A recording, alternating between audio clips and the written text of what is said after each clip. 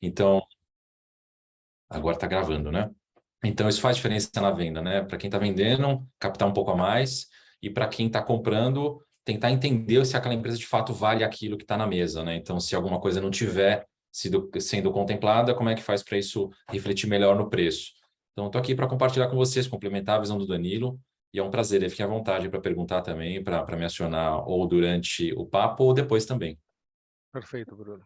Muito bom, obrigado aí pela apresentação.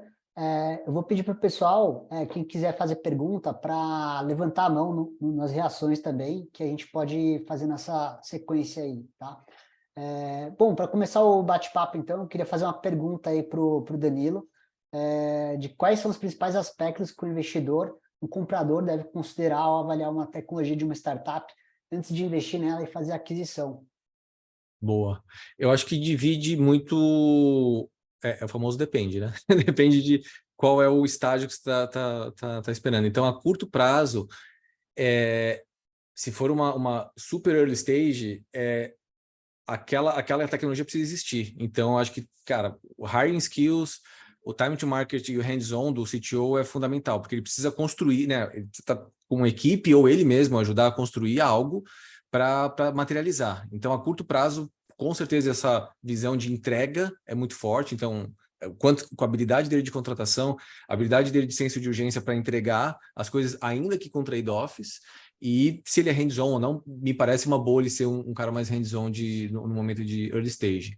Já a médio prazo, eu já passei por algumas situações que ser passional demais em tecnologia é complicado. Então, o stack que você tá avaliando ali, eventualmente, é uma empresa de 5, 6, 7 anos, eventualmente aquele stack tem um limite, ele chegou já no limite, então você não vai aproveitar muito mais daquilo para colocar mais demanda sem um grande refactor, sem um grande investimento. Então, acho que essa parte, o quanto que essa tecnologia que está, né, não só a linguagem de programação, cloud, mas o stack como um todo, o quanto que ele dialoga com o mercado muito bem. Se você precisar escalar, você consegue consultoria, você consegue achar profissionais do mercado relativamente fácil. E, por último, a longo prazo, se é uma empresa mais estabilizada que você está fazendo uma aquisição, eu acredito muito na liderança.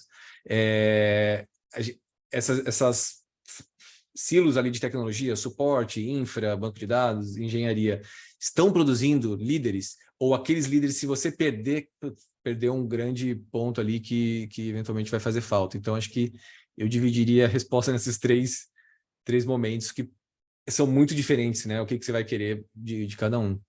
É isso.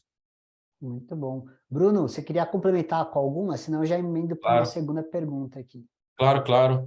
Acho que pegar um gancho do que o Danilo trouxe aqui, a questão, trazendo um pouco do como é que foi com o Linker, né? A questão da stack.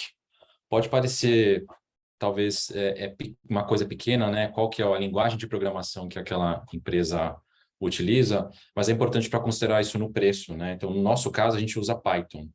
Então, a gente tem dois aspectos em cima do Python, né? Que foi avaliado no momento da compra. O quanto é fácil a gente encontrar profissional no mercado que coda em Python, né? E se a gente for lá para o Python em si, é muito fácil. Você fala, nossa, Python é uma linguagem de programação top, é muito fácil encontrar.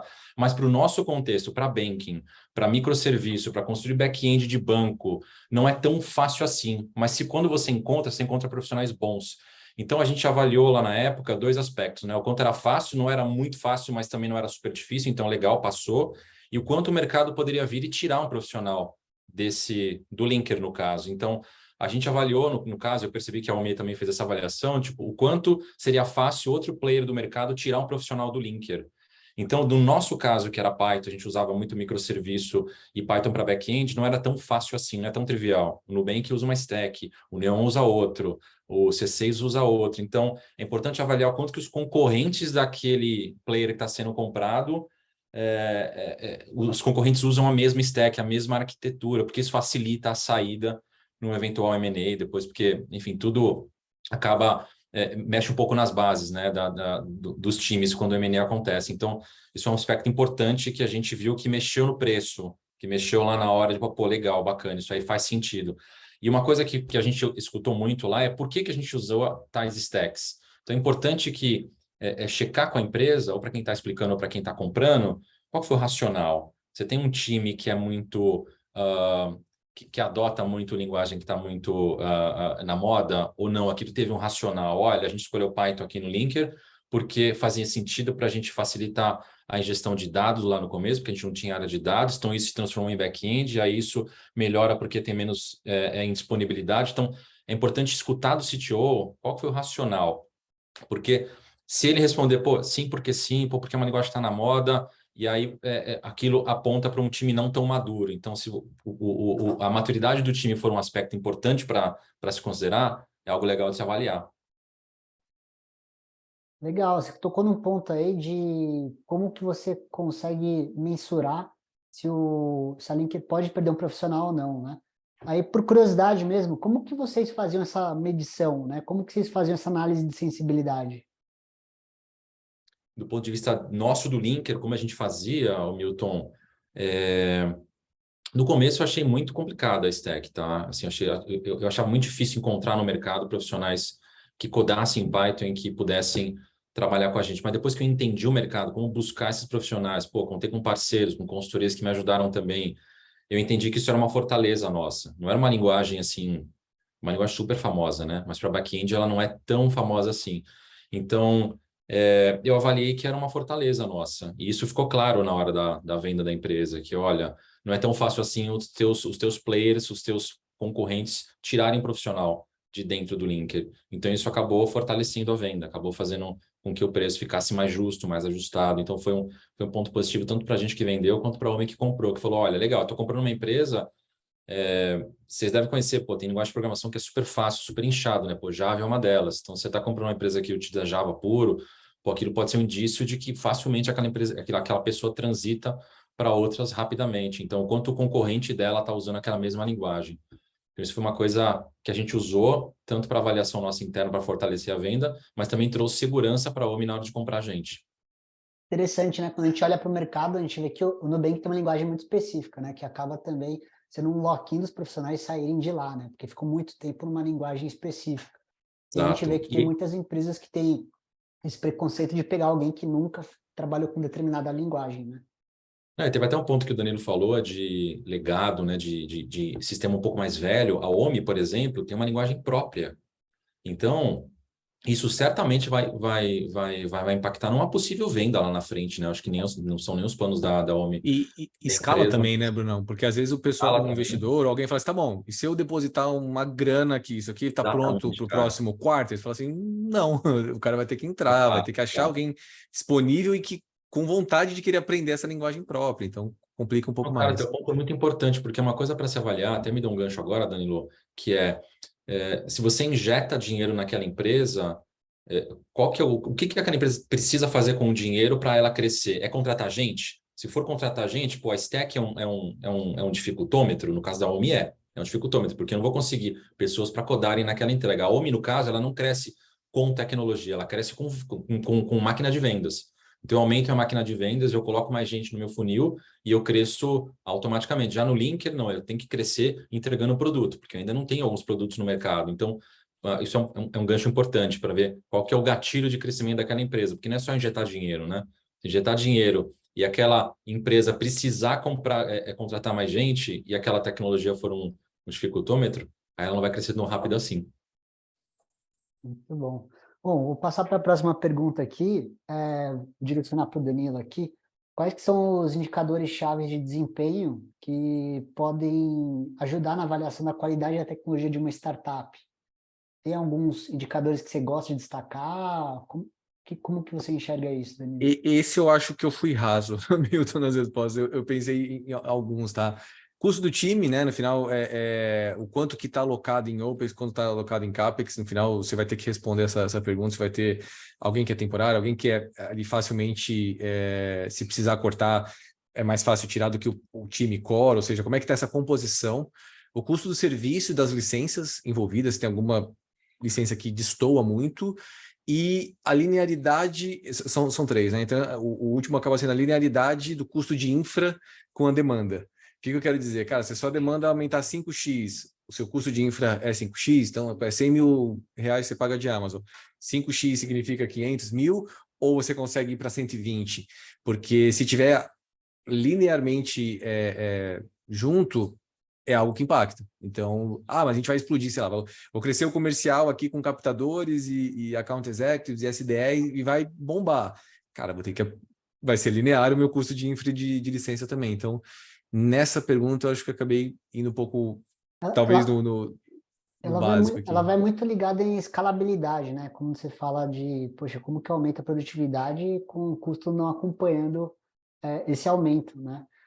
Exato. E se tem também, né, dependendo da empresa que você está avaliando, se ela tem aquele clássico alta temporada e baixa temporada, tá bom, mas vamos pegar o caso que eu dei aqui de 100 mil de AWS, mas aí quando eu estou em baixa temporada, ele cai para 50, cai para 80, cai para 20, ou não, fica 100 mesmo na baixa temporada. Então, esses custos que acabam sendo atrelados ali a uma obrigação que você tem, né, para manter, eu acho que são indicadores razoáveis para você ficar de olho.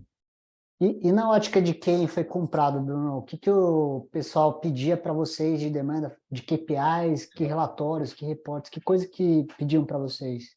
Legal. Eu acho que é muito do que o Danilo falou, e eu vou falar como é que a gente explicou, tá?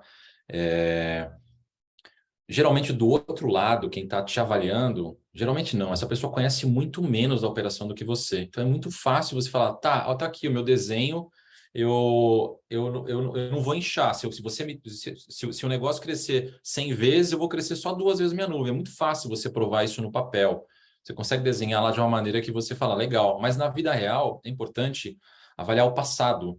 Então, isso foi uma coisa que a gente não foi pedido, mas é importante avaliar, porque você fala assim, cara, me mostra um gráfico do crescimento da tua empresa versus o gráfico de crescimento da tua nuvem, por exemplo. E aí você consegue avaliar se aquilo tem alguma correlação ou não. Você consegue pegar os eventos, né, os eventos mais que tem mais cliente, Natal e por aí vai, mas também consegue mapear o crescimento da empresa, se aquela curva de custo de infraestrutura ela acompanha o crescimento da empresa. E se acompanhar, isso é um mau sinal. Então, significa que você está dependente, você está na nuvem, mas é como se não tivesse, é como se estivesse comprando servidor e comprando máquina, né, para a tua empresa crescer. Então, isso vai mostrar muito a maturidade do time, né, o quanto você tem arquitetos e pessoas que dominam a nuvem, né, dominam aquele ambiente de cloud para que o crescimento da empresa não esteja atrelado a um crescimento de custo. Então, mais do que, acho que a primeira coisa é pedir para o CTO, né, pedir para o time técnico mostrar, provar porque que ele é escalável, né? E o custo não sobe. E depois disso, eu pedi para fazer uma relação com o passado. Acho que isso é importante. Que aí você bate, né? Pô, legal, o cara tem um plano, a pessoa tem um plano aqui, mas o passado também depõe a favor do que ele está me mostrando.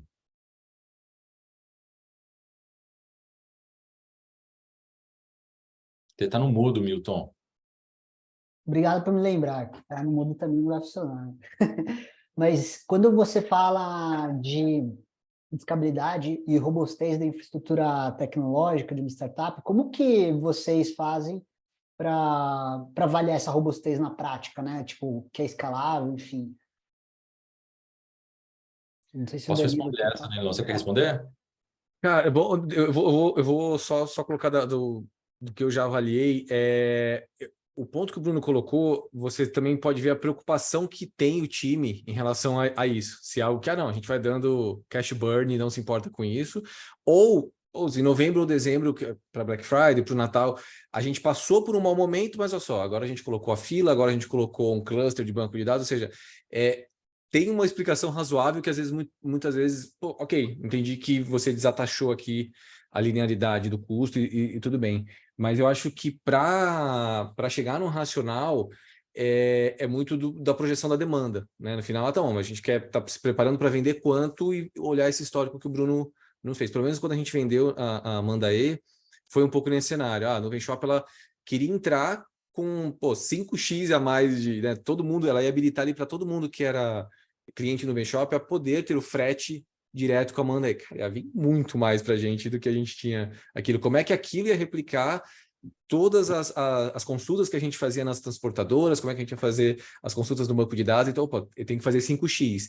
O quanto que vai ter cache, o quanto que vai ser banco de dados puro, o quanto que eu dependo de outros web services. Então, no final, acho que você tem que fazer uma conta ali de racional para tentar provar ali, cara, isso aqui faz sentido ou não, essa justificativa que o time de infra ou CTO está te passando. Fala, Bruno, acho que eu te interrompi. Boa, não, cara, acho que foram bons pontos. Uma coisa que me ocorre aqui é que, lembrando aqui do processo, né, como é que a OMI, como é que o time fez para avaliar se a gente era robusto, se não era robusto. Acho que uma coisa que é básica é olhar para avaliar se aquela empresa faz pentestes regulares. E pedir para dar uma olhada nesse backlog de vulnerabilidades. Toda empresa vai ter vulnerabilidade, isso das menores às maiores, mas é entender o quanto o time coloca aquilo dentro do backlog. Então, no começo de Linker, por exemplo, a gente tinha lá o backlog de vulnerabilidade, a gente mal atacava um aqui, um ali, só os mais críticos ou não, mas quando a gente percebeu que aquilo era uma fortaleza, que aquilo ia ser perguntado, aquilo ia entrar na pauta de uma conversa de M&A, a gente começou a colocar isso no roadmap de produto. Então, trouxe produto para a mesa, e isso foi importante porque não é só entregar produto, a gente tem que também matar débito técnico, tem que corrigir os pentestes. Então, a pessoa que está comprando, ela tem que entender o quanto, primeiro, se ela faz, né? Qual a frequência daquilo. Então, a gente fazia a cada 3 meses lá no Linker. O quanto isso gera um backlog entendível e priorizável para um time de produto, ou até pelos líderes de tecnologia, e o quanto isso está sendo atacado semana a semana, sprint a sprint. Então, isso é uma coisa primordial, porque, ainda mais falando de banking, de fintech, né? É importante olhar para os problemas e as vulnerabilidades. A cada nova entrega, tem uma brechinha sendo colocada aí na mão de atacantes. Então, acho que pentest é o primeiro ponto, backlog, se a empresa faz ou não, isso é um ponto que sobe e desce valuation, com certeza. E uma coisa também que foi perguntada para a gente é, cara, eu quero ver o teu backlog de chamado, de problema, o que o cliente está reclamando. E eles mostraram o deles, né? Falou, tá aqui o nosso backlog, nossa taxa de resposta, meio que, entre aspas, né? Intimidando a gente, ó, nossa régua é alta, quero ver a tua. Então, isso até...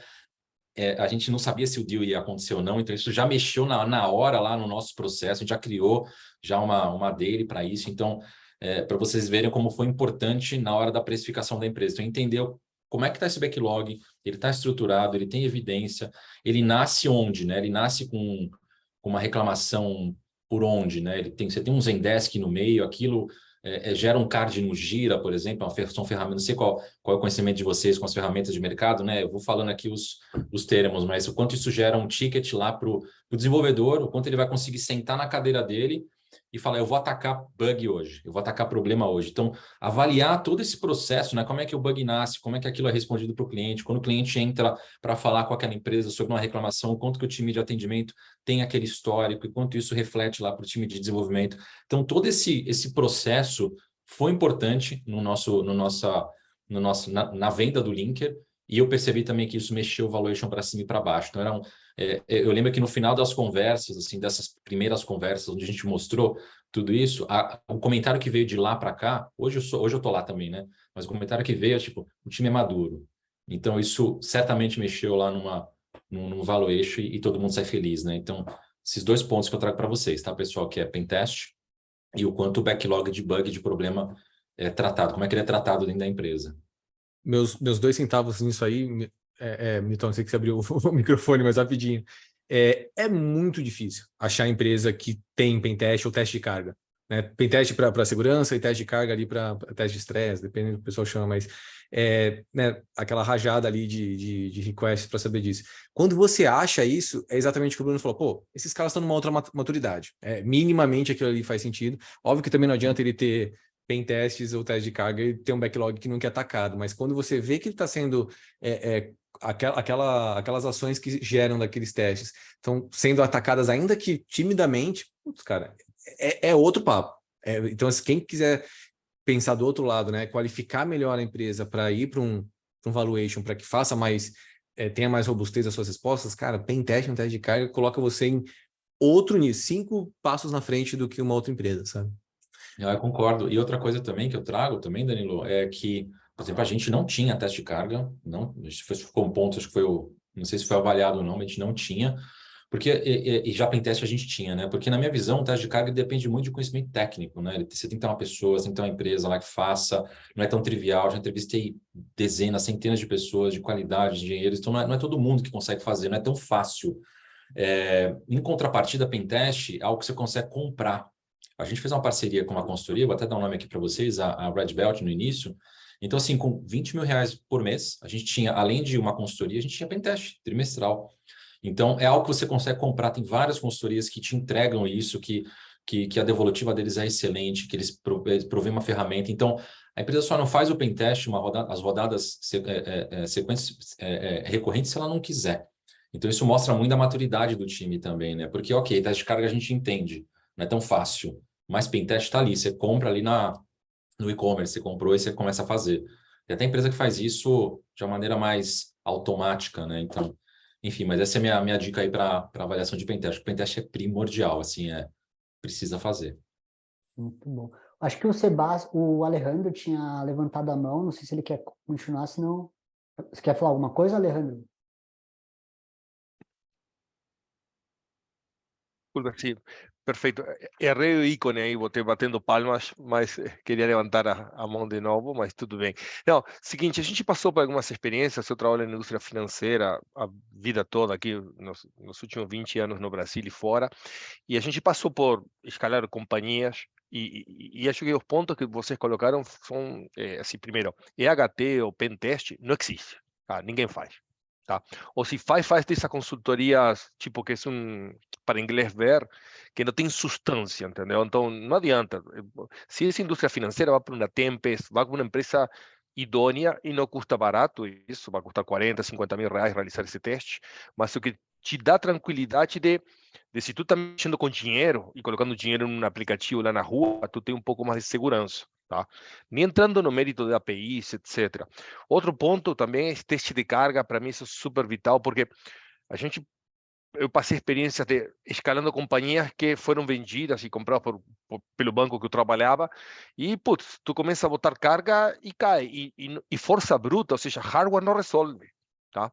Então tu chega a um limite de esgotamento, tu compra um código que diz, cara, bem bacana, mas se a empresa triplica tamanho, joga fora. Entendeu? Esse ativo intangível joga no lixo e reconstrói.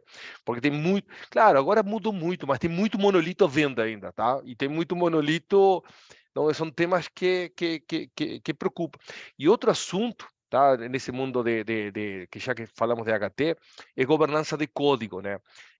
Ter uma governança, um desenvolvimento de código seguro. A gente cansou de escanear código e ver certificados chumbados no código, ou seja, senhas para ter acesso a token de APIs. Então, acho que tem uns temas assim importantes, e HT fácil de resolver, mas talvez o mais importante, das experiências que eu tive adquirindo empresas escalando, é teste de carga. Porque isso, cara, depois que tu comprou e começou a escalar, o comercial quer vender, a empresa tem que dar o retorno, e tu começa a sofrer com aquele tema, tipo a turbina do avião não segura o avião voando. Então, é um estresse total, é um custo do OPEX que não para mais, não da infraestrutura, mas é gente de suporte, contrata arquiteto e tenta remanufaturar e quebra monolito.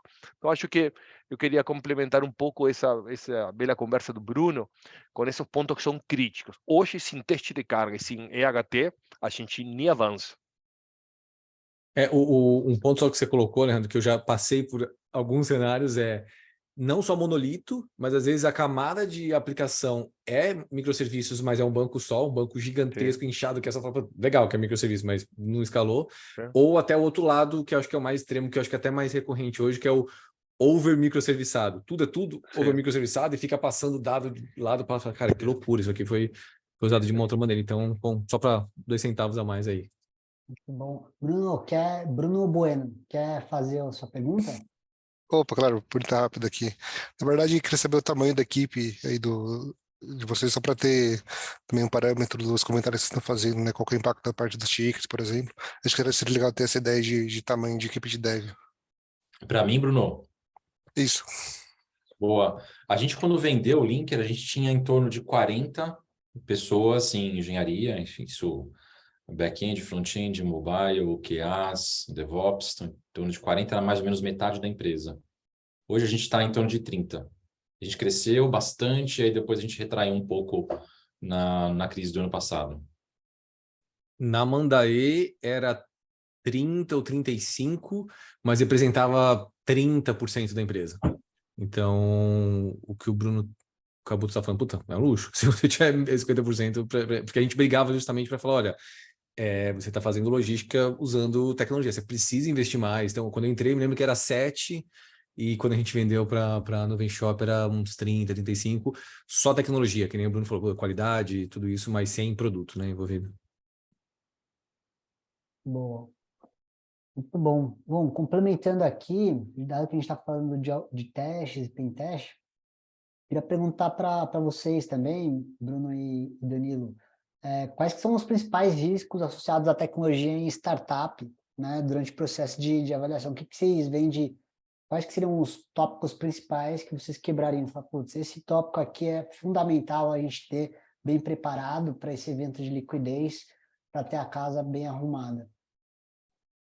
Brunão, quer começar? Porque eu te complemento depois, vai lá. Ou eu começo. Acho que um ponto simples, assim, eu gosto sempre de ir no básico bem feito, né? Então, uma coisa que é importante avaliar é o quanto aquela empresa investe minimamente em documentação. É preciso entender, porque o nível de documentação, se aquela empresa tem bastante documentação ou menos documentação, isso é equivalente, inversamente proporcional ao nível de heroísmo do time. Então, é importante você entender se você está comprando um time de heróis, e aí você vai ficar dependente daquele time, ou se é um time minimamente estruturado, como é que é o onboarding quando chega uma pessoa nova naquele time. Então, entender o quanto aquele time se organiza minimamente para espalhar informação. Então, é importante avaliar como é que é o processo de deploy, de entrega de software em produção, se aquilo um deploy mais artesanal, se depende lá do super especialista, tá lá apertando os botões e juntando e fazendo os merges dos pacotes, ou se aquilo tem uma esteira mais automática. Então, tudo isso vai influenciar qual é o fator de risco daquela tecnologia que você está comprando. Então, quando a gente foi comprado, a gente tinha um nível bem artesanal de entrega de software em produção. Isso certamente impactou no preço. A gente estava ainda engatinhando com esteira de desenvolvimento. Então, uma empresa que já tem uma esteira um pouco mais automatizada, é importante avaliar também o quanto de código que aquele time entrega em produção. Então, pouco código pode resultar, pode ser sinal de uma esteira mais lenta, de um processo mais artesanal de entrega. Muita entrega pode ser sinal de um time mais maduro que consegue fazer pequenas entregas. Isso também pode refletir no time de produto, que também demanda pequenas entregas e consegue se movimentar rápido. E é importante avaliar qual que é a taxa de bug que aqueles monte de códigos, né, estão gerando lá em produção, e aquilo se amarra com aquele processo que a gente falou lá no começo de bug, como é que é o processo de correção de um bug ele entra na esteira. Então, acho que eu traria essa parte de documentação e de entrega, né? De qual que é a maturidade do time. E os mais óbvios, né? Monolito versus microserviço. Acho que o Danilo trouxe um ponto importante, né? Microserviço pelo microserviço, né? O que isso impacta na manutenção da operação? Legal, por que você está com microserviço? E se um microserviço cai, o outro também cai? Então, me mostra como. Então, qual que é a relação disso com quedas em produção? A gente hoje aqui tem microserviço, e se um serviço cai, o cliente consegue ainda assim fazer o login, ele não vai conseguir talvez ver um extrato, fazer um Pix, e dá tempo da gente corrigir rápido isso, né? Então, e acho que a gente já falou um pouco, né, desse processo de deploy. Eu acho que é importante também avaliar como é que é o processo de testes desse código, né? Se depende de uma pessoa, se aquela empresa tem aquela famosa etapa de entrega tudo para o QA, isso denota baixa maturidade da engenharia daquele time, né? Então, se tudo depende que uma pessoa faça o check, faça um teste manual, vai ser difícil escalar também. Então, o quanto aquele time, aquela empresa tem de teste automatizado. E a gente sabe aqui, eu sei, pelo menos pela minha experiência, que é quase utópico você querer que todos os cenários sejam cobertos por testes automatizados. Mas e o core da empresa? E aquele caminho feliz? Aquilo está sendo atacado?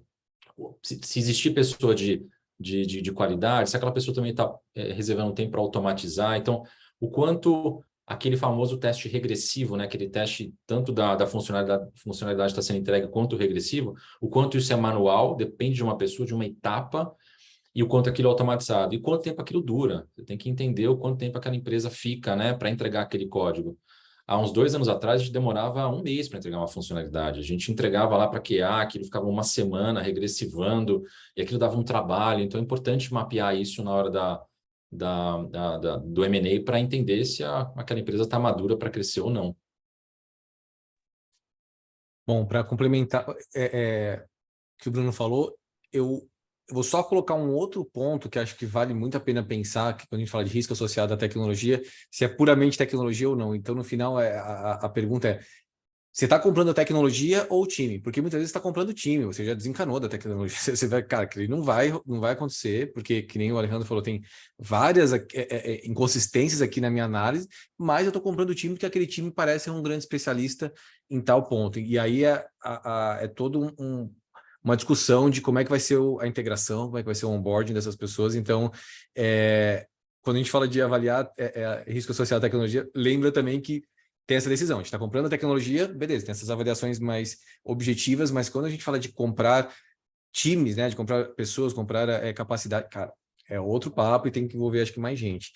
Eu coloquei aqui alguns pontos e eu peguei vários questionários de due diligence que eu já tinha passado e tentei juntar. Eles vai muito ao encontro do que o Bruno fala, mas eu só vou passar aqui super por cima, só para colocar. Eu acho que um que me dá, cara, muito taquicardia quando eu vejo e falo assim, putz, cara, ainda em 2023 o pessoal ainda tem essa visão de fazer, um passando, sabe? Não tem, tá? Privacidade e segurança dos dados. Então, o quanto que é compliance aquilo ali?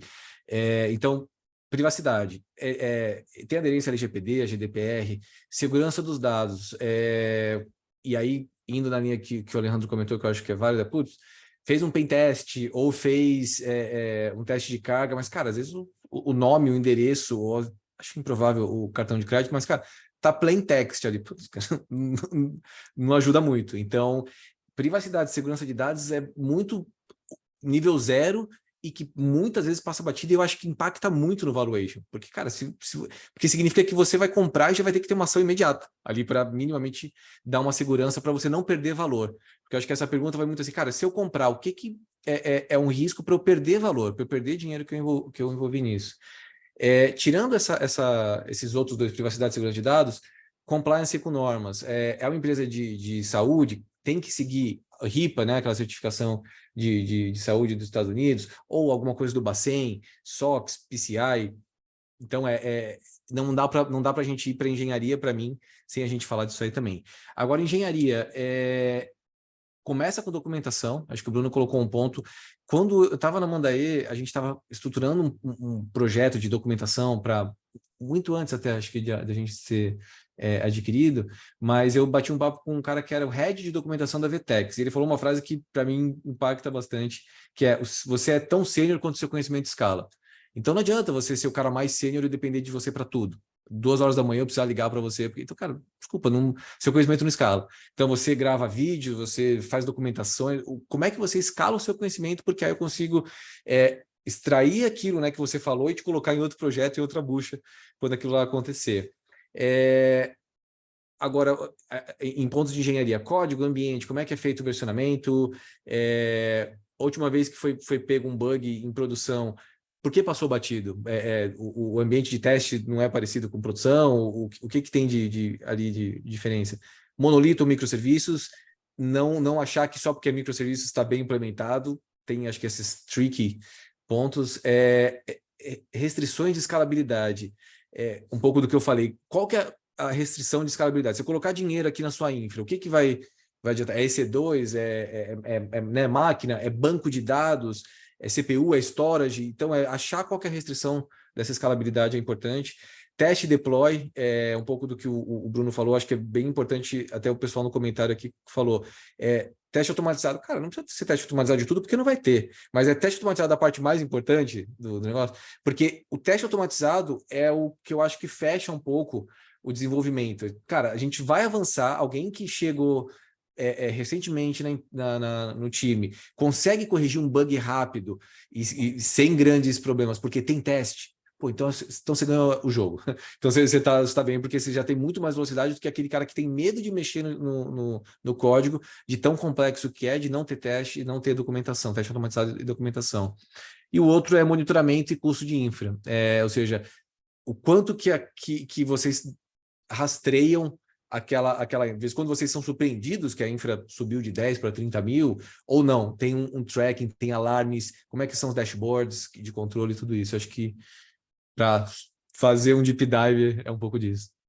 Muito bom.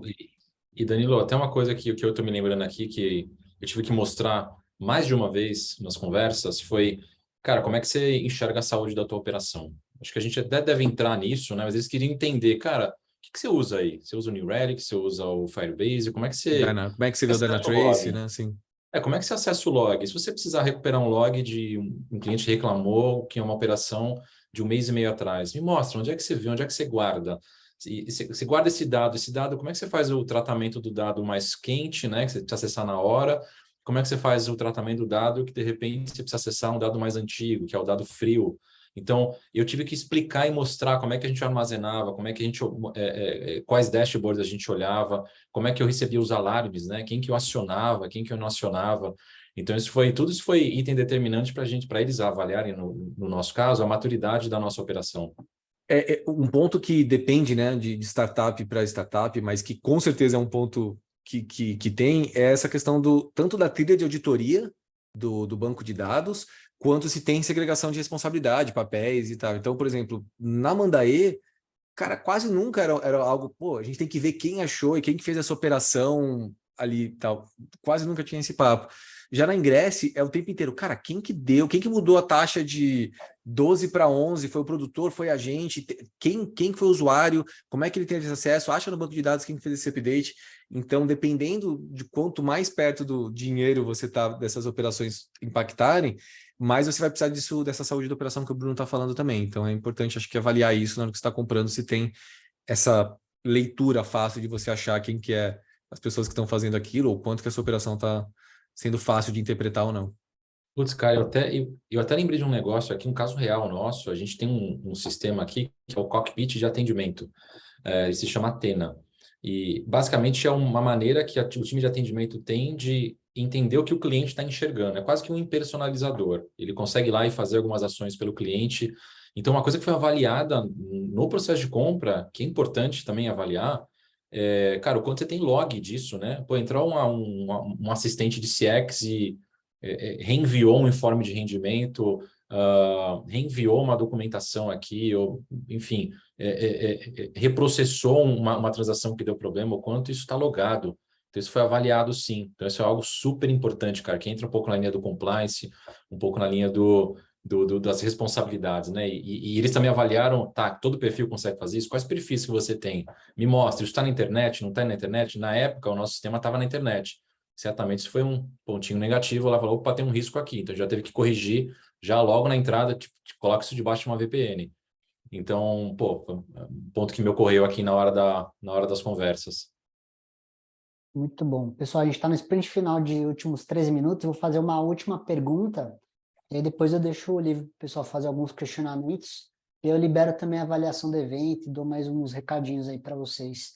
Mas eu não podia fechar esse evento sem perguntar sobre um tema fundamental, que é a respeito de como avaliar a competência e experiência dos profissionais da área de tecnologia, né? Acho que essa pergunta é muito fundamental, né, quando a gente está olhando nesses eventos de liquidez. E se quiserem pincelar um pouco também aquele tema que o Danilo falou, de como que você escala o seu conhecimento, como que você se divide no dia a dia para conseguir garantir que todo o seu time está absorvendo esse conhecimento para resolver os problemas de uma maneira um pouco mais escalável, né? Que é o grande desafio que a gente vê hoje em times de tecnologia, justamente para a gente ter um turnover alto nessa área. Danilo, você pega essa aí? Eu vou no gancho?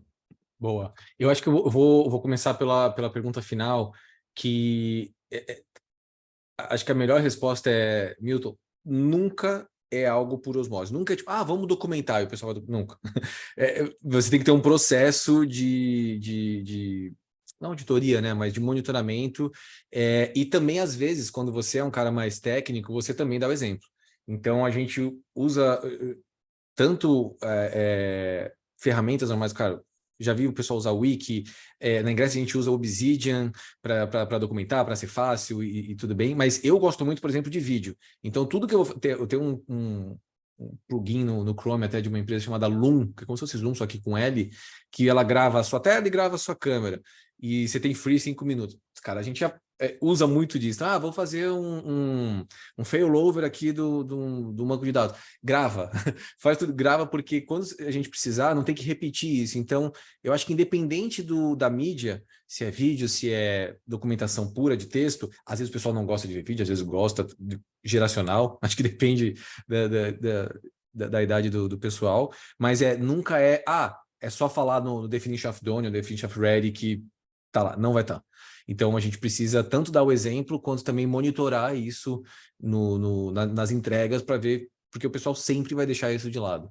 E sobre a avaliação do profissional, eu sou muito suspeito, porque aquela métrica que às vezes é muito usada ainda, né, no RH, eu acho muito estranha, que essa pessoa pulou muito putz, cara, você trabalhou com tecnologia, você trabalhou nos últimos 10, 20 anos com tecnologia em startup, normalmente é assim, é óbvio que tem um limite, né, tem 3 meses ali, fica uma coisa meio estranha, mas por outro lado, eu não desabono automaticamente aquilo, e eu acho que eu vejo para mim, assim, a profundidade da senioridade de um profissional, o quão amplo é o conhecimento dele, não necessariamente a profundidade de uma fórmula. Exemplo, quando a gente estava contratando na Mandae, a gente teve diversos profissionais de várias empresas grandes que conheciam aquele stack, mas conheciam uma fórmula, conheciam uma receita de bolo.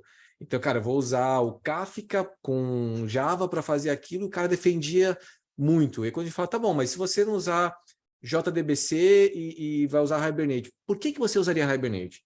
Por que você agora não usaria Hibernate? Então, para mim, a senioridade vai muito de quando a pessoa sabe usar a ferramenta para aquilo. Então, se eu usar JDBC para tudo, é um problema. Se eu usar Hibernate para tudo, é um problema. O quanto sênior você é para saber, olha, esse desafio eu vou usar isso porque faz sentido ou não. Eu avalio mais essa amplitude do ponto de vista de saber usar cada ferramenta com desafio do que, esse cara é um monstro naquela fórmula. Saiu daquela fórmula, ele se perde. Então, acho que um pouco mais nessa linha. Legal, Danilo. Até trazer um caso nosso aqui da época da venda. Uma coisa que foi muito avaliada era, até trazendo um contraponto, mas acho que é mais um complemento do que você falou dos 3 meses, eles quiseram avaliar o quanto qual era a idade daquele time, quanto tempo aquelas pessoas estavam no Linker.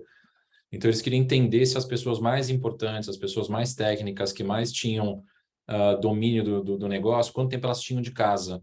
E uma coisa eles quiseram entender as pessoas que saíram, por quanto tempo elas ficaram, por que elas saíram, como é que está a tua taxa de turnover. Então, tudo isso foi avaliado para a gente. Então, uma coisa que trouxe segurança para a mesa eram que os pilares da empresa, técnicos, né, uma pessoa mais técnica lá, o arquiteto, o cara de DevOps, mão na massa, o desenvolvedor mais sênior, eles estavam há um tempo maior do que a média do mercado. Todos já tinham completado 1, 2 anos, então já tinha um recado ali de que, pô, legal, o time é maduro, o time quer ficar lá e são pessoas que conhecem do negócio. E a avaliação deles, para não ficar só avaliando o time que estava lá, eles quiseram também entender quem já saiu e essa taxa de turnover, para entender também, pô, legal, a pessoa bate lá e ping e vai embora. Então, essa foi uma maneira que a gente encontrou lá, que eles encontraram de avaliar o quanto, qual o nível de conhecimento daquele time. Pô, legal, como é que é a estrutura? Uma coisa que eu tive que explicar bastante para eles como é que era a escadinha de desenvolvimento, né? Se era uma coisa muito quadradinha, muito desenvolvedor 1, 2, 3, gerente 1, se tinha aqueles cargos do meio, que é o cargo daquela pessoa que não coda, ou se era uma estrutura mais horizontal.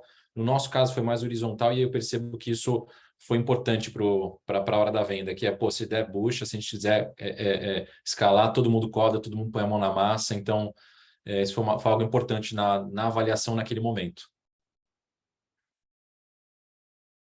Muito legal, muito interessante esses aspectos aí, Bruno, porque quando a gente estuda o mercado de Venture Capital, a gente tem uma máxima que o pessoal fala, que no começo da operação, a gente precisa daquele profissional MacGyver, né? O canivete suíço.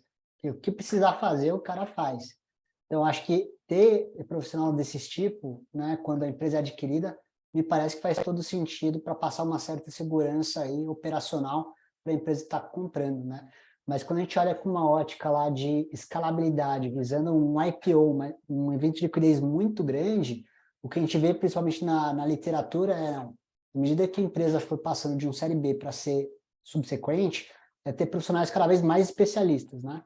Então, aquele que tem muita profundidade e uma coisa muito específica. Acho que é legal fazer esse contraponto. E eu queria aproveitar também para deixar o microfone aberto. Então, quem tiver algum ponto que gostaria de trazer para a gente refletir também, queria deixar esses últimos 10, 5 minutinhos aí para a gente também dar a oportunidade de fazerem pergunta. Eu só peço para levantar a mão antes, para a gente poder fazer essas últimas 2, 3 perguntas. E aí eu vou aproveitar nesse meio tempo e compartilhar com vocês o link de avaliação do evento, para vocês dizerem se vocês gostaram ou não. O feedback de vocês é fundamental, até para a gente decidir se a gente faz um próximo evento. O Danilo até disponibilizou a ingresso para a gente fazer um evento presencial, para a gente se conectar, fazer networking.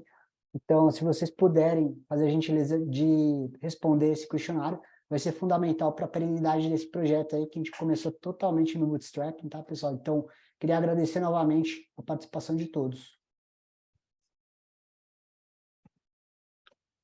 O Davi até trouxe um ponto legal aqui nos comentários, falou dos vídeos, né?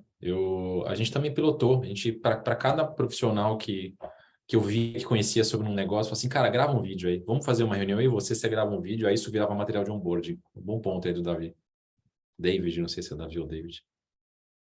Eu passei ontem essa discussão, estava conversando com o líder técnico, falei, cara, mas eu tenho vídeo, não, mas eu gosto de documentar, eu gosto de colocar no Obsidian, tá bom, então, importante é ter, acho que registrando, acho que a mídia é o menor dos problemas, mas cada um consome de um jeito, é muito específico, né?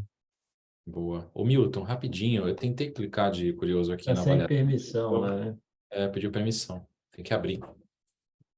Deixa eu ver aqui o que aconteceu. Mas vamos continuando aí, que eu já vou dar um jeito aqui. Eu levantei a mão aqui. Você está me ouvindo ou não? Sim, Estamos 100%. Ah, mas então não precisa de permissão. Acho que eu. Beleza. Não, Pessoal, eu digo, parabéns aí. não, a permissão que a gente falou é do formulário, que aí ele precisa... Perdão. Pode mandar Perdão. bala aí. Parabéns aí uma vez mais para o Milton pela organização, também para o Bruno e para o Danilo aí pela discussão altíssimo nível. Eu queria pegar um ponto que acho que foi o Danilo que falou mais no começo, né? Que é essa questão de... Você fala de primeira coisa, fala muita coisa de boas práticas de empresa em geral, né? Assim, que acho que valem para a empresa em geral, valem também para startups, quando você está olhando para avaliar, para comprar. Tem um ponto que eu queria perguntar mais especificamente, depois eu acho que o Milton vai saber por quê. Que o Danilo que falou, em startup você vai encontrar muito aquele momento de você crescer sem ser passional, ele falou, e às vezes fazer uma arquitetura que permite fazer coisa rápida, experimentar rápido, testar, mas vai chegar um ponto, pode ser uma inflexão ali, em que você tem que olhar para aquela, eu chamo de arquitetura, né, para aquele conjunto de decisões que você tomou e avaliar, né, enfim, validar se você tem que fazer uma transformação grande para você dar o próximo passo, né? E aí, como vocês participaram de, né, startups, scale-ups, eu queria entender se vocês viveram momentos como esse, em que vocês tiveram que olhar para trás e falar, galera, temos que parar, ou temos que iniciar aqui um projeto para transformar esse negócio, porque onde a gente está hoje, lindo, chegou até onde chegou, mas olhando para frente não vamos chegar lá, ou porque está ineficiente, ou porque tem indisponibilidade, ou porque o time demora para desenvolver, enfim. Eu passei por 3 momentos, um no UOL, que tinha uma plataforma de vídeo, um na Mandae, que tinha plataforma de logística, ambos tinham ali 7 anos mais ou menos de idade. E aí vai no ponto que o Bruno falou. Eu tinha profissionais de histórico. Pô, legal, tem um cara que está 7 anos aqui, tem um cara que fez tudo isso. Agora na Ingress, eu estou justamente no outro oposto, ou seja, eu tenho uma plataforma de 10 anos que tem decisões técnicas que é aquele famoso, não vamos questionar, mas serviu para algum momento, não serve para agora, e eu tenho que ter um backlog e um time não funcional para a gente mexer nisso, porque, e eu não sei, né, e acho que depois que você passa por isso, você fala, pô, olha como é interessante se a gente documentasse as decisões técnicas de arquitetura. Por exemplo, a gente tem Rabbit e usa... mas pô, por que a gente não usou SQS? Não sei. A gente tem Kong e não usa API Gateway. Pô, em algum momento funcionou, mas a gente não sabe o porquê. E eu não tenho mais time. Então, durante a pandemia, a Ingress acho que não faturou 1 ano e meio, muito do time saiu, as peças-chave saiu, e agora também estou falando, olha, então vou redesenhar um pouco, em PHP, a gente está indo para Python, então eu estou nesse cenário de, dependendo do médio para o longo prazo, foram decisões que, cara, tiveram o seu valor, não vou julgar se é certo ou errado, porque eu imagino que teve o seu valor, mas por outro lado, é tipo, cara, isso não vai trazer agora a gente, escalou do 1 para 10, do 10 para o 100, é outro papo. E aí acho que é muito mais caro fazer isso. Se você não tem documentação, não tem pessoas, é muito mais caro porque você vai gastar mais grana com um profissional. e demora tempo. Não é colocar grana, vamos trazer 30 caras. Ainda assim vai demorar 4, 5 meses para a gente mudar aquilo para o outro componente. Então, já passei por alguns cenários assim e aí eu vejo o valor do que o Bruno falou. Aquele cara de 6, 7 anos esse cara tem muitas respostas que vai ajudar a gente, sabe? Mas na Ingrécia eu tô apanhando. Não, legal, obrigado. Depois a gente pode conversar, depois a gente faz a ponte aí. Eu Boa. faz a ponte com a gente aí. Marden, eu tenho uma história que eu acho que ela é longa, não vai dar tempo de contar aqui, mas só para dar um spoiler para vocês, o nosso Internet Banking, a gente teve que refazer ele inteiro, assim. A gente ficou 3 anos refazendo ele, a gente terminou agora. Muito por conta de uma decisão equivocada no início de comprar isso de uma software house, esse sistema de uma software house, acho que a gente absorveu, que foi no momento da minha chegada, a gente viu que era um monolito, que não tinha nada a ver com o nosso core, e que tinham regras duplicadas no nosso core. A gente tinha vários cores com várias regras, e tinham regras de negócio dentro do Internet Bank, então você tinha que mexer em 2 lugares. Então a gente foi estrangulando, tirando daqui, colocando dali, até chegar no momento em que foi possível refatorar a parte de front-end.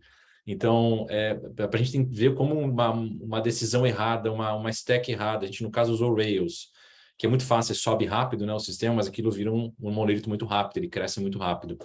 Então, isso não conversava com o nosso back-end. Então, quanto essa decisão impactou em a gente investir energia 2, 3 anos para estrangular, para refatorar, até que aquilo fizesse sentido para a nossa arquitetura e a gente conseguisse crescer rápido. Chegou um ponto que a gente estava entregando mais rápido, muito mais rápido, no mobile do que no Internet Bank. No Internet Bank, falou, puta merda, ferrou.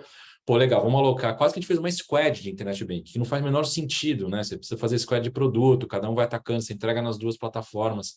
Então chegou um momento que a gente falou, cara, essa decisão foi tão ruim lá no começo, e a gente pagou ela até agora. Então isso impactou certamente no nosso preço de venda, na nossa avaliação, e impactou na nossa velocidade de entrega.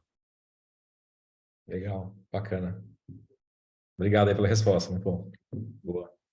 Thomas? Olá, boa noite. Boa noite. Eu tenho uma pergunta. Eu sou da Mind Miners, CTO aqui há 10 anos, desde que a gente fundou a empresa.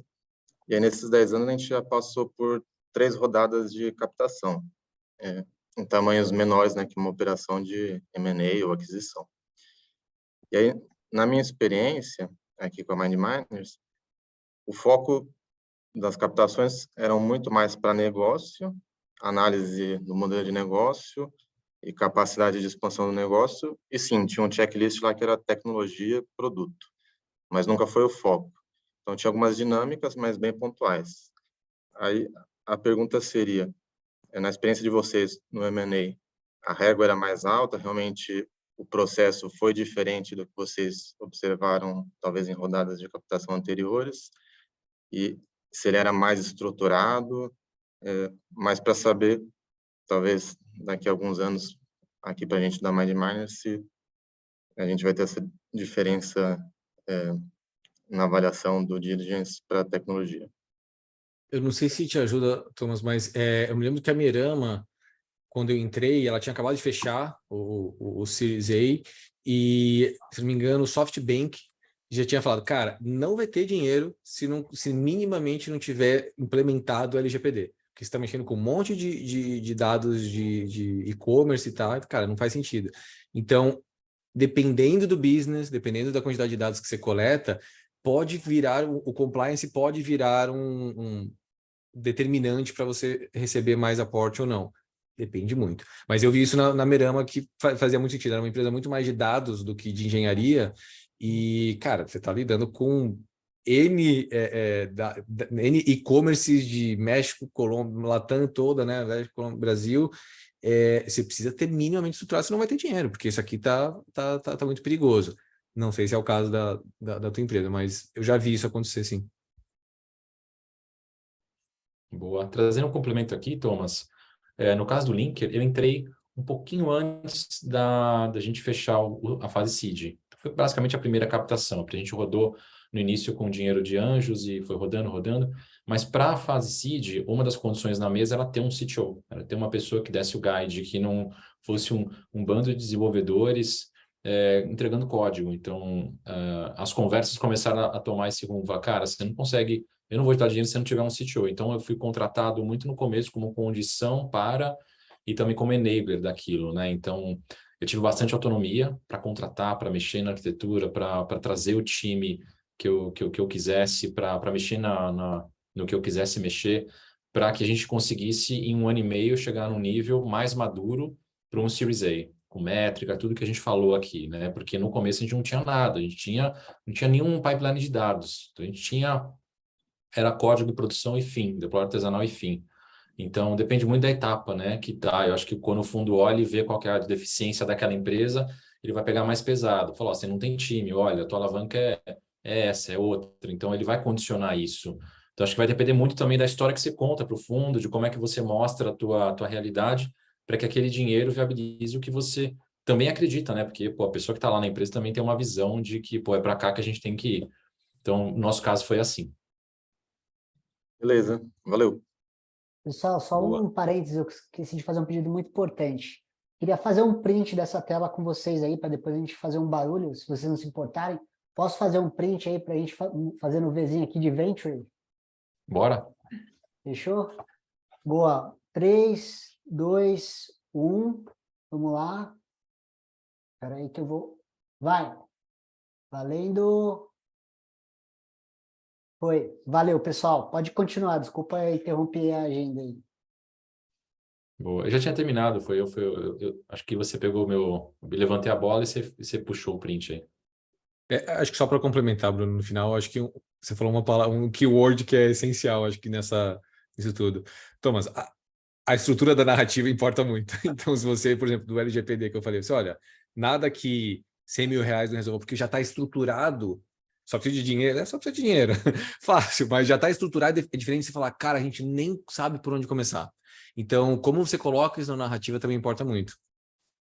Cara, ótimo ponto. Eu acho que muito do que a gente gostaria de dar foi uma troca aqui, né? A gente não está aqui cagando regra, acho que a gente escutou muito vocês também, né? Mas é muito antecipar isso, né? Como antecipar esses pontos numa hora de uma venda ou de uma compra. Porque certamente, se eu fosse perguntado na hora da venda sobre coisas que eu não tenho, pô, certamente, pô, isso ia ser a primeira meta lá do dia depois. Então, é importante chegar lá bem preparado, documentação, tudo que a gente falou, né? Porque é melhor fazer pequenininho é melhor do que não fazer nada. Então, se você está fazendo pequenininho, é o que o Danilo falou, só precisa de dinheiro, de um estímulo para você fazer maior. Bem legal. Manda, Bruno. Valeu. Comentário também que acho que isso vai passar a ser mais importante daí para frente, porque recentemente tivemos casos de empresas que captaram dinheiro, alegando que tinham ali base de usuários e os investidores não conseguiram fazer essa avaliação, então a gente tem visto no mercado o pessoal se preocupar um pouco mais com isso. Também já estive do outro lado, vendi uma consultoria, hoje eu estou como CTO na Oxidia, que é um venture capital, então estou do outro lado assim, avaliando as empresas, e até essa iniciativa da Oxidia foi trazer uma pessoa de tecnologia justamente para isso, para poder tanto ajudar numa avaliação um pouco mais profunda, mas quanto também apoiar, acho que as empresas nessa trajetória. E também fica um pouco a pergunta, assim, vocês já chegaram a ter algum tipo de apoio desse tipo de investidores ou de pessoas, não sei se passaram por aceleração, por exemplo, ou não, geralmente os venture capital ficavam muito mais na parte de estratégia de negócio, de produto. Para Posso mim, trazer- eu nunca tive. Tanto na Mandae quanto na Merama ou na Ingresse, é com vocês. Avalia aí, então, na Mandae, talvez assim, se a gente precisasse, fosse buscar, acho que talvez o pessoal disponibilizaria alguém que já tivesse passado por aquilo, mas acho que, indo mais na linha da tua pergunta, é nada estruturado. É sempre, vai lá, sabe? Boa. Eu tenho um cenário muito parecido. Eu tive algumas ajudas, mas elas não vieram dos VCs. Eu tive ajuda de um mentor, de um outro CTO, que já tinha participado de algo parecido. Isso é de grande valia, sensacional ter alguém para você conversar, então isso foi importante. Eu também tive ajuda da AWS. A AWS sempre me ajudou. Não sei se a pessoa da AWS está aí, então a gente teve ajuda não só com créditos, tá? Mas eu tinha acesso a uma agenda de alguns especialistas. Então, eu estava construindo um pipeline de dados. Pô, eu tive acesso a um arquiteto de dados que entendia tudo de todo o pipeline da AWS. E me ajudou não só com as ferramentas da AWS, mas com outras ferramentas do mercado. Eu tive ajuda de um arquiteto mesmo geral, um arquiteto de software, que ajudou a gente também a refatorar, refazer alguns pedaços da nossa infra, em especial nossa parte de fila. Então, é importante contar com esses parceiros, né? Eu nem sabia que eu tinha essa ajuda, então, numa conversa informal, num evento, a pessoa que me atendia, que eu nem me lembro o nome mais, acho que é Gabriel Santoro, alguma coisa assim, me falou, cara, você tem acesso aqui, tá aqui o Calendly do time, do profissional A, B e C, só ir lá e buscar. Então o time falou, nossa, o time, não só eu, né, que eu falei, estou amparado, mas o time ficou amparado. Então são essas ajudas que eu tive, mas dos VCs eu também não tive não, bora lá, tá aí o cheque na mão. Milton, eu não posso deixar de fazer um merchan agora. Deixa eu falar aqui. Pessoal, eu deixei aqui do lado o meu LinkedIn. Se vocês quiserem conversar e sim ter acesso aí a algumas pessoas da AWS, por favor, fiquem à vontade. Eu também toco o programa CTO Fellowship, então não é um programa aberto para todo mundo, são vagas bem limitadas, mas dá para a gente conversar também. Obrigada aí, Bruno, pelo seu depoimento e aproveito para me despedir, porque eu tenho um compromisso. Obrigada, Milton, pelo convite. Um abraço aos fellows que eu vi por aqui e muito prazer a todos. Tchau, tchau. Obrigado, Tchau, Marina. O próximo a gente vai ter patrocínio da Amazon. É mesmo?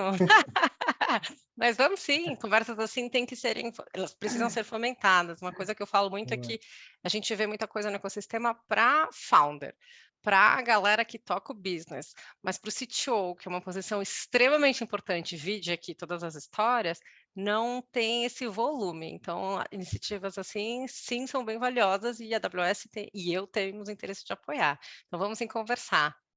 Legal, Até obrigado. mais, gente. Boa noite. Valeu, Marina. Tchau. Tchau. Boa. E aí, pessoal, o próximo evento que a gente vai fazer, vocês acham que merece mais um evento desse? Vocês topam? Gostaram aí? Estou à disposição. Conta Show. comigo. Muito bom. Beleza. Muito bom.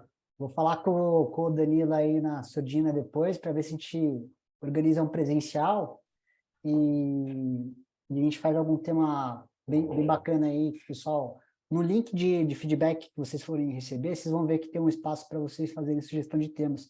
Façam sugestão, que a gente faz um brainstorm aqui, para a ideia de a gente manter o alto nível desse grupo. Vou buscar sempre trazer mais CTOs, mais tomadores de decisão, para a gente se ajudar sempre. Tá? Então, fico muito feliz com a qualidade do evento, com a qualidade das pessoas que estiveram aqui. Eu aprendi muito, né? Eu não sou de tecnologia, mas recruto para tecnologia, então a gente acaba aprendendo por osmose, viu, Danilo? Às vezes a osmose funciona. Mas foi muito legal, muito bacana mesmo. Muito obrigado, Danilo, pela disponibilidade, por compartilhar esse conhecimento. Bruno Caboto também, e todos que puderam aí fazer seus pontos, tá? Fiquei muito contente aí. E quem precisar também de ajuda de construção de times, não deixe de entrar em contato com a Venture People, minha empresa, vocês têm meu contato também. A gente vai ter a maior satisfação de poder contribuir com o crescimento das empresas de vocês. Nosso compromisso é com o empreendedorismo e fazer com que as startups cresçam para chegar na próxima rodada, né? A gente sabe que o momento agora é desafiador, mas é tudo ciclo. O momento está bom para a gente trazer bons profissionais. Boa. E eu agradeço também. Agradeço vocês aí. Obrigado pela troca. Obrigado, Milton, Danilo e todo mundo aí pelas contribuições. Foi o maior barato. Adorei. Muito legal. É isso. Obrigado pelo convite. E é troca, né? Que nem o Bruno falou, a gente acaba dando uma visão aqui, longe de estar certo ou errado. E acho que a menina colocou um ponto, né? A rede de CTOs a gente se fala muito pouco. E cada um acho que consegue agregar muita coisa na dificuldade que o outro está passando na hora. Então, acho que a gente se conectar é super importante. Boa, valeu pelo evento, gente. Valeu, pessoal. Sensacional, pessoal. Sucesso Obrigado, aí, vamos para cima. Bacana, é isso Valeu, aí. obrigado, Valeu. pessoal. Tchau, tchau. Valeu, Um abraço. Tchau. Valeu, obrigado. Obrigado, pessoal. Até mais.